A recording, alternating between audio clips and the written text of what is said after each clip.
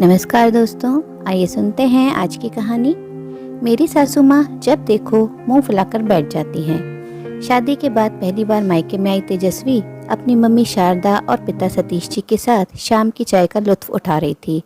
सामने टीवी पर चल रहे सीरियल को देखकर अचानक ही वह बोली, सच मम्मी, मुझे तो आज तक यह समझ में नहीं आता कि आखिर यह सास बहू का झगड़ा क्यों होता है।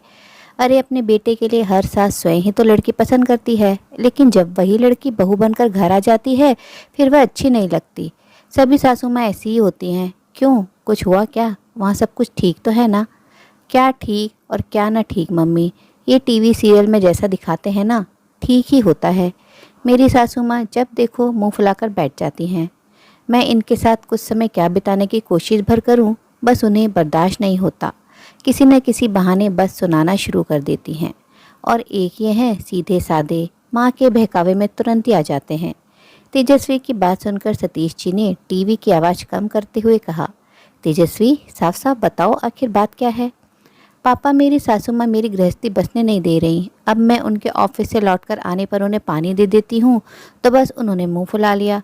अरे पत्नी हूँ, अपने पति को पानी चाय नहीं पूछूंगी। उस दिन मन हुआ तो पिज़्ज़ा मंगवा कर खा रही थी। अब वो ठहरी बुजुर्ग पिज़्ज़ा बर्गर नहीं खाती, तो मैं अपने लिए मंगवा कर खा रही थी और ऊपर से ये आ गए तो मैंने इन्हें थोड़ा सा पिज़्ज़ा क्या खिला दिया, तब भी मुंह बनाकर बैठ गई। अब हमारी शादी हुई है और अगर कपल साथ में टाइम स्पेंड नहीं करेंगे तो। ओह, मैं सब समझ गया तेजस्वी, तुम समझ रही हो वैसा कुछ भी नहीं, सतीश जी ने कहा।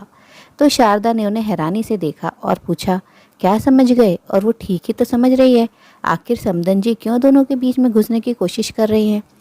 शारदा, तुम तो समझदार हो, घर गृहस्थी की उलझनों को बखूबी सुलझाने के बाद भी ऐसी बात कह रही हो। तेजस्वी का तो मुझे समझ आया, उसकी अभी अभी शादी हुई है तो उसे घर गृहस्थी को, घर परिवार को समझने में वक्त लगेगा, मगर मुझे पूरा विश्वास है कि मेरी तेजस्वी जल्दी सब समझ जाएगी। मैं सचमुच समझ नहीं पा रही पापा, आखिर आप कहना क्या चाहते हैं? मैं तो गृहस्थी बसाने की पूरी कोशिश कर रही हूँ, मगर मेरी सासू माँ ही, कहकर तेजस्वी गुस्से से भर गई। तेजस्वी, कहते हुए सतीश जी उसके पास पहुँचे और उसके मुंह को ऊपर करते हुए बोले, देखो बेटा, ये सब नज़रिए का खेल है।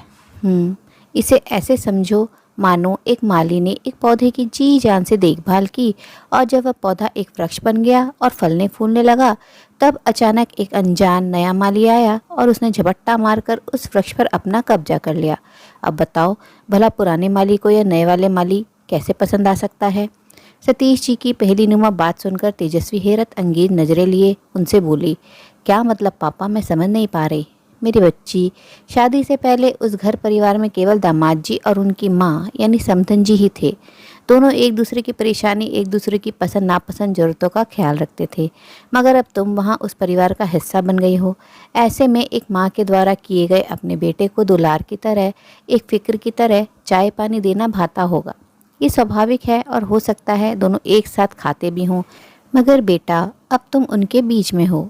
तुम्हारी अपने पति के लिए की गई केयर उनके प्यार के बीच में आ गई और शायद यही वजह है कि वो तुम्हारे साथ कुछ रूखा व्यवहार कर रही हैं। मैं समझ गई पापा, मगर उन्हें भी तो समझना चाहिए ना कि अब उनके बेटे की शादी हो चुकी है और उसकी एक पत्नी भी है। वो भी जल्दी समझ जाएंगी और इसके लिए तुम्हें ही पहल करनी होगी बेटा। दो लोगों के बीच तालमेल बिठाने से सब समस्या खत्म हो जाती है। देखो, अब से अपने पति के लौटने पर पानी तुम लेकर जाओ, मगर उसे एक माँ के हाथ से उसके बेटे को दिलवाओ। जब भी बाहर से कुछ मंगवाओ तो एक बुजुर्ग माँ की इच्छा का मान करते हुए मंगवाओ। तुम देखोगी वो तुम्हें कभी भी किसी भी चीज़ के लिए मना नहीं करेंगी, बल्कि स्वयं सामने से मंगवा कर देंगी। बेटा, ये जो उम्र होती है ना बुढ़ापे की, इसमें इंसान सिर्फ अपनापन और वक्त चाहता है और कुछ सम्मान, इसके अलावा और कुछ नहीं।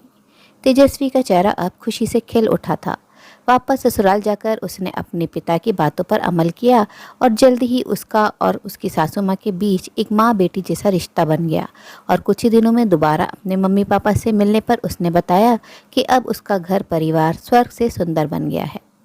उम्मीद है दोस्तों कहानी पसंद आई होगी। कहानी अच्छी लगी तो अपनी राय कमेंट बॉक्स में ज़रूर साझा करें और अपने मित्रों और प्रियजनों के साथ भी शेयर ज़रूर करें। आपसे अनुरोध है, अगर आप चैनल पर नए हैं तो ऐसी ही नई नई जीवन से जुड़ी कहानियाँ सुनते रहने के लिए चैनल को सब्सक्राइब ज़रूर करें। कहानी अंत तक सुनने के लिए आप सभी का दिल से बहुत बहुत शुक्रिया। तो फिर मिलते हैं अगली कहानी में। तब तक के लिए आप लोग अपना ध्यान रखिए, खुश रहिए, ऐसे ही कहानियाँ सुनते रहिए।